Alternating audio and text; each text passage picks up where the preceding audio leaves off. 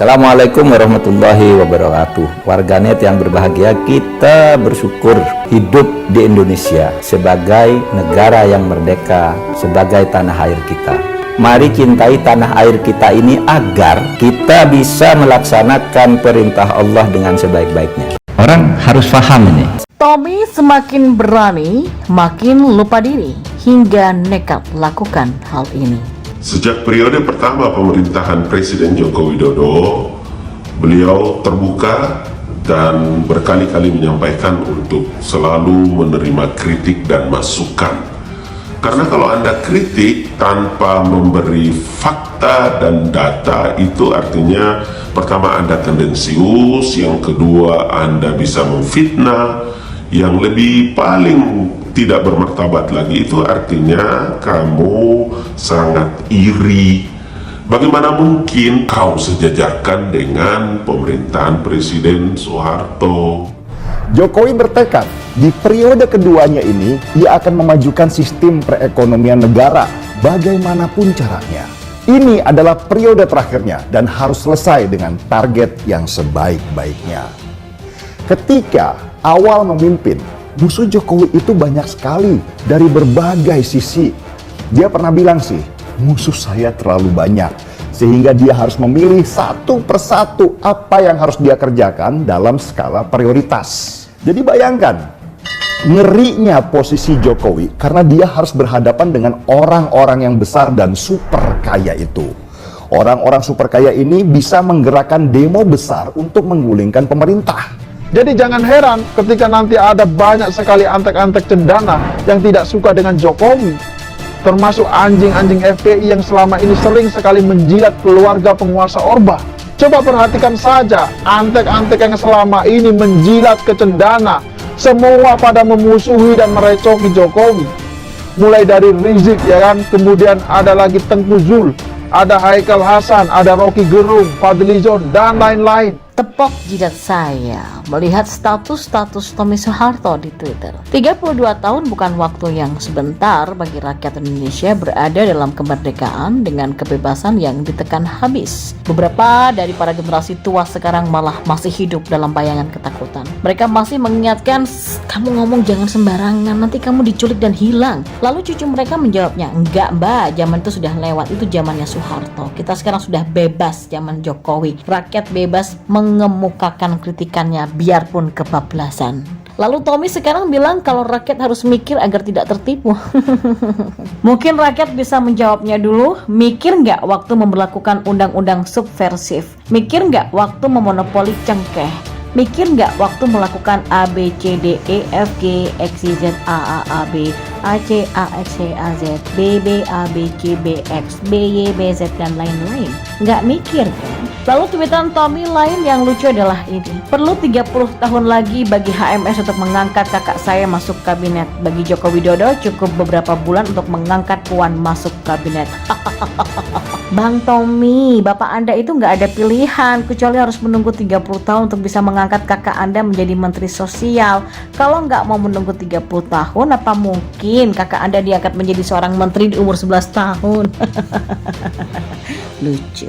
Siti Hardianti Rukmana ketika diangkat menjadi menteri sosial itu umurnya 41 tahun. Dia lahir tanggal 23 Januari 1949 dan diangkat menjadi menteri sosial tanggal 14 Maret 1998. Dilengsarkan tanggal 21 Mei 1998. Sementara Puan Maharani diangkat menjadi menteri juga pada umur 41 tahun. Puan itu lahir tanggal 6 September 1973 dan diangkat menjadi Menteri Koordinator Pembangunan Bidang Manusia dan Kebudayaan tanggal 24 Juli 2014. Bisa dihitung kan?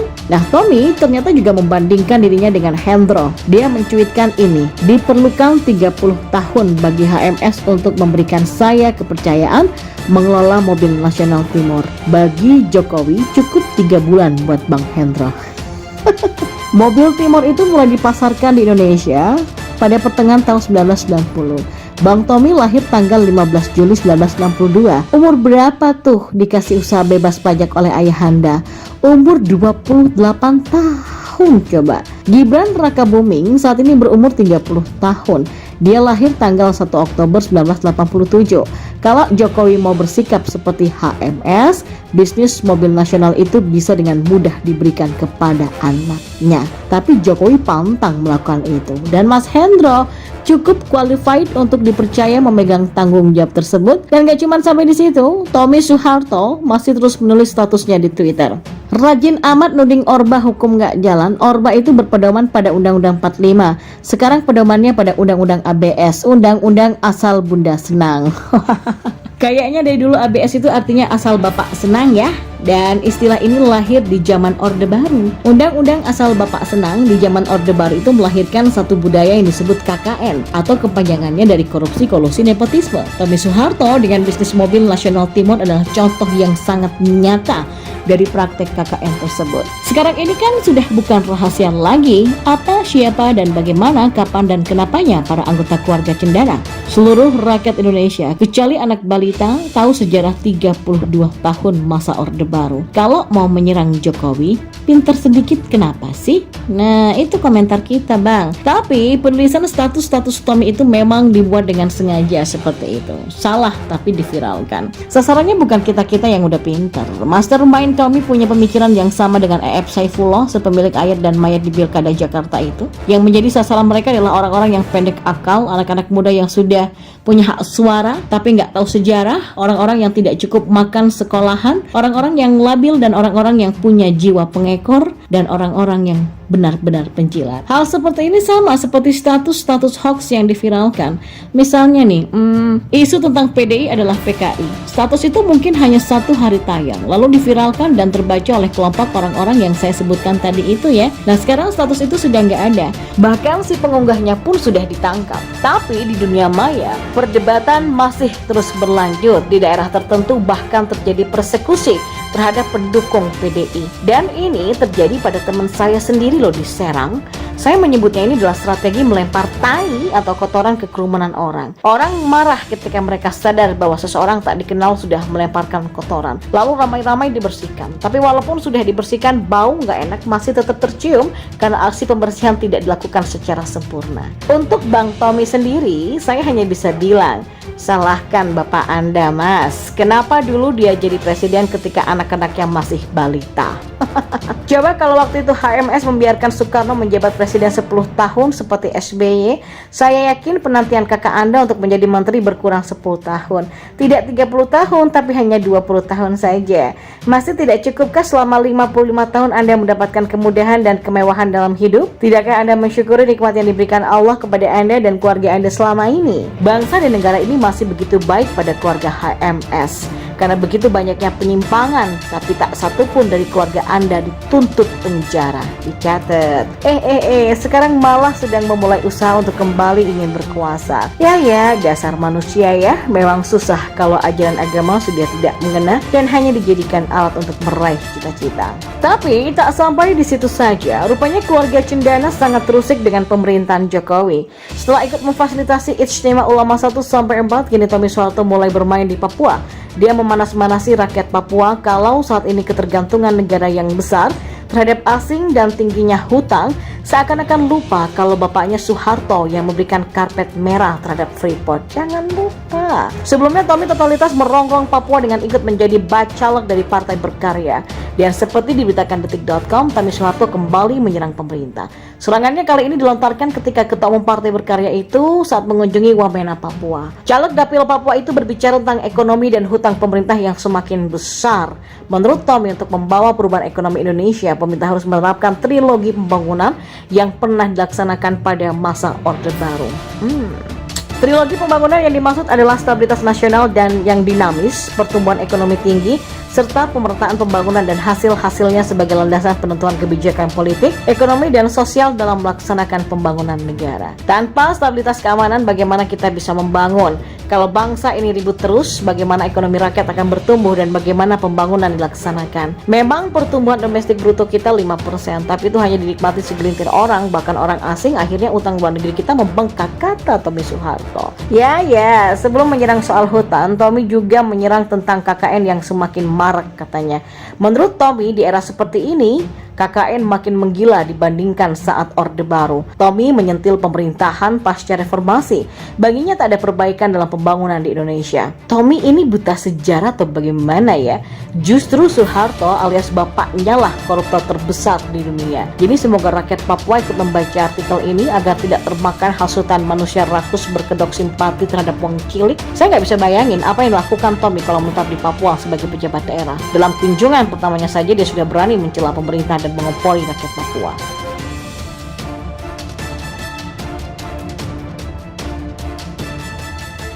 Survei Indometer, Jokowi tak ingin legasinya dirusak oleh sosok yang tidak dapat dipercayai. Hasil riset lembaga survei Indometer menunjukkan kepuasan publik terhadap kinerja pemerintahan Presiden Joko Widodo mencapai 81,4%, dengan 9,6% diantaranya menyatakan sangat puas. Di tengah tingginya tingkat kepuasan publik yang menembus 81,4%, Jokowi menjadi faktor penentu dalam Pilpres 2024. Tetap tingginya tingkat kepuasan publik, bahkan mencapai rekor tertinggi di atas 80%, merupakan fenomena yang baru terjadi pada masa Jokowi. Pada pemerintahan sebelumnya, ketika masa jabatan 2 periode akan berakhir hanya separuh yang merasa puas. Berbeda dengan para pendahulunya, Jokowi tidak bersikap diam dan berpangku tangan dalam kontestasi untuk memilih pemimpin nasional berikutnya. Jokowi mendorong sejumlah tokoh untuk maju, baik sebagai calon presiden maupun calon wakil presiden. Jokowi tidak ingin legasi pembangunan yang telah diletakkannya dirusak oleh sosok yang tidak dapat dipercayainya, bahwa para bakal calon presiden maupun bakal calon wakil presiden yang ingin berlaga pun harus memperhitungkan faktor Jokowi. Tingginya tingkat kepuasan publik terhadap Jokowi menjadi tantangan tersendiri ketika ingin menawarkan program kepada publik. Dalam survei tersebut, hanya 17,8% yang merasa tidak puas dengan kinerja Jokowi, dan diantaranya sebesar 1,0% yang menyatakan tidak puas sama sekali. Survei Indometer dilakukan 10 Juni tahun 2023 terhadap 1.200 responden di seluruh provinsi di Indonesia yang dipilih secara acak bertingkat survei multi-stage random sampling. Margin of error survei sebesar kurang lebih 2,98% dan pada tingkat kepercayaan 95%. Dengan tingkat kepuasan yang akan sampai 82,2%, banyak yang meyakini, analis politik satu suara mengatakan bahwa Jokowi adalah Kingmaker 2024. Semoga Allah senantiasa menuntun kita di jalan yang diridhoinya. Aku qouli hadza, astaghfirullah li wa lakum. Wassalamualaikum warahmatullahi wabarakatuh. Terima kasih.